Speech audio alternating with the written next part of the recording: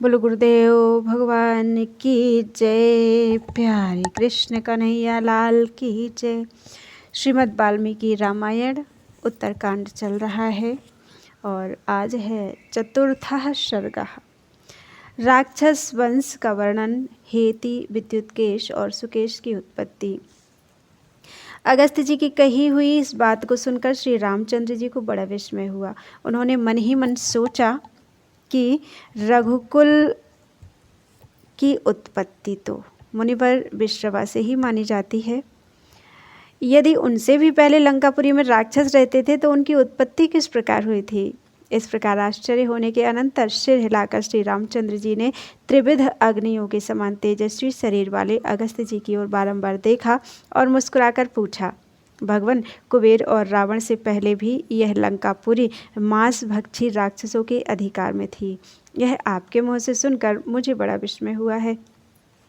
हमने तो यही सुन रखा है कि राक्षसों की उत्पत्ति पुलस्त्य जी के कुल से हुई है, किंतु इस समय आपने किसी दूसरे के कुल से भी राक्षसों के प्रादुर्भाव की बात कही है। क्या वे पहले के राक्षस रावण, कुंभकर्ण, प्रहस्त, विकट तथा रावण पुत्रों से भी बढ़कर बलवान थे? ब्रह्मन उनका पूर्वज कौन था और उस उत्कट बलशाली पुरुष का नाम क्या था? भगवान विष्णु ने उन राक्षसों का कौन सा अपराध पाकर किस तरह उन्हें लंका से मार भगाया? निष्पाप महर्षि से ये सब बातें आप मुझे विस्तार से बताइए। इनके लिए मेरे मन में बड़ा कौतूहल है। जैसे सूर्यदेव अंधकार को दूर करते हैं, उसी तरह आप मेरे इस कौतूहल का निवारण कीजिए।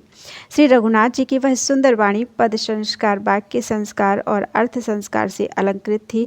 उसे सुनकर अगस्त्य जी को यह सोचकर विस्मय हुआ कि ये सर्वज्ञ होकर भी मुझसे अनजान की भांति पूछ रहे हैं। तत्पश्चात उन्होंने श्री राम से कहा, रघुनंदन, जल से प्रकट हुए कमल से उत्पन्न प्रजापति ब्रह्मा जी ने पूर्व काल में समुद्रगत जल की सृष्टि करके उसकी रक्षा के लिए अनेक प्रकार के जल जंतुओं को उत्पन्न किया। वे जंतु भूख प्यास के भय से पीड़ित होकर अब हम क्या करें ऐसी बातें करते हुए अपने जन्मदाता ब्रह्मा जी के पास विनीत भाव से गए। दूसरों को मान देने वाले रघुवीर उन सब को आया देखकर प्रजापति ने उन्हें वाणी द्वारा संबोधित करके हंसते हुए से कहा, जल जंतुओं, तुम यत्नपूर्वक इस जल की रक्षा करो। वे सब जंतु भूखे प्यासे थे। उनमें से कुछ ने कहा, हम इस जल की रक्षा करेंगे, और दूसरे ने कहा, हम इसका यक्षण अर्थात पूजन करेंगे। तब उन भूतों की सृष्टि करने वाले प्रजापति ने उनसे कहा, तुम में से जिन लोगों ने रक्षा करने की बात कही है वे राक्षस नाम से प्रसिद्ध हों, और जिन्होंने यक्षण अर्थात पूजन करना स्वीकार किया है वे लोग यक्ष नाम से ही विख्यात हों। इस प्रकार वे जीव राक्षस और यक्ष इन दो जातियों में विभक्त हो गए। उन राक्षसों में हेति और प्रहेति नाम वाले दो भाई थे जो समस्त राक्षसों के अधिपति थे। शत्रुओं का दमन करने में समर्थ वे दोनों वीर मधु और कैटव के समान शक्तिशाली थे। उनमें प्रहेति धर्मात्मा था, अतः वह तत्काल तपोवन में जाकर तपस्या करने लगा। परंतु हेति ने विवाह के लिए बड़ा प्रयत्न किया। वह अमेय आत्मबल से संपन्न और बड़ा बुद्धिमान था। उसने स्वयं ही याचना करके काल की कुमारी भगिनी भया के साथ विवाह किया।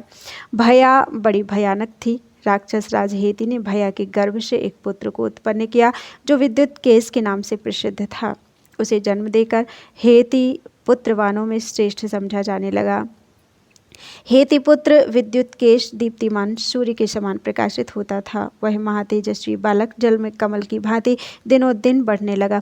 निशाचर विद्युत्केश जब बढ़कर उत्तम युवावस्था को प्राप्त हुआ तब उसके पिता राक्षस राज हेति ने अपना पुत्र का ब्याह कर देने का निश्चय किया। राक्षस राज शिरोमणि हेति ने अपने पुत्र को ब्याहने के लिए संध्या की पुत्री का, जो प्रभाव में अपनी माता संध्या के ही समान थी, वरण किया। रघुनंदन, संध्या ने सोचा, कन्या का किसी दूसरे के साथ ब्याह तो अवश्य ही करना पड़ेगा, अतः इसी के साथ क्यों न कर दूं। यह विचार कर उसने अपनी पुत्री विद्युत्केश को ब्याह दी। संध्या की उस पुत्री को पाकर निशाचर विद्युत्केश उसके साथ उसी तरह रमण करने लगा जैसे देवराज इंद्र पुलोम पुत्री सची के साथ विहार करते हैं।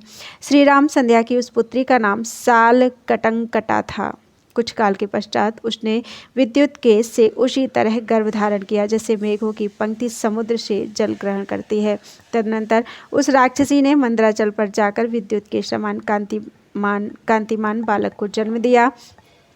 मानो गंगा ने अग्नि के छोड़े हुए भगवान शिव के तेजः स्वरूप गर्भ कुमार कार्तिकेय को उत्पन्न किया हो। उस नवजात शिशु को वहीं छोड़कर वह विद्युत केस के साथ रति क्रीड़ा के लिए चली गई। अपने बेटे को भुलाकर साल कटंग कटा पति के साथ रमण करने लगी। उधर उसका छोड़ा हुआ वह गर्भ मेघ की गंभीर गर्जना के समान शब्द करने लगा। उसके शरीर की कांति शरतकाल के सूर्य की भांति उद्भासित होती थी। माता का छोड़ा हुआ वह शिशु स्वयं ही अपनी मुट्ठी मुंह में डालकर धीरे धीरे रोने लगा। उस समय भगवान शंकर पार्वती जी के साथ बैल पर चढ़कर वायु मार्ग से जा रहे थे। उन्होंने उस बालक के रोने की आवाज़ सुनकर पार्वती सहित शिव ने उस रोते हुए राक्षस कुमार की ओर देखा। उसकी दयनीय अवस्था पर दृष्टिपात करते माता पार्वती के हृदय में करुणा का स्रोत उमड़ उठा और उनकी प्रेरणा से त्रिपुर सूदन भगवान शिव ने उस राक्षस बालक को उसकी माता की अवस्था के समान ही नौजवान बना दिया। इतना ही नहीं, पार्वती जी का प्रिय करने की इच्छा से अविनाशी एवं निर्विकार भगवान महादेव ने उस बालक को अमर बनाकर उसके रहने के लिए एक आकाशचारी नगराकार विमान दे दिया। राजकुमार तत्पश्चात पार्वती जी ने भी यह वरदान दिया कि आज से राक्षसियां जल्दी ही गर्भ धारण करेंगी, फिर शीघ्र ही उसका प्रसव करेंगी और उनका पैदा किया हुआ बालक तत्काल बढ़कर माता के ही समान अवस्था का हो जाएगा। विद्युत केस का वह पुत्र सुकेश के नाम से प्रसिद्ध हुआ। वह बड़ा बुद्धिमान था। भगवान शंकर का वरदान पाने से उसे बड़ा गर्व हुआ और वह उन परमेश्वर के पास से अद्भुत संपत्ति एवं आकाशचारी विमान पाकर देवराज इंद्र की भांति सर्वत्र अबाध गति से विचरने लगा। इत्यार्षे श्रीमद् रामायणे वाल्मीकि आदि काव्ये उत्तरकांडे चतुर्थः सर्गः। इस प्रकार से वाल्मीकि निर्मित आर्ष रामायण आदि काव्य के उत्तरकांड में चौथा सर्ग पूरा हुआ। बोलो वृंदावन बिहारी लाल की जय। त्वदीयं वस्तु गोविंदम तुभ्यमेव समर्पितम्।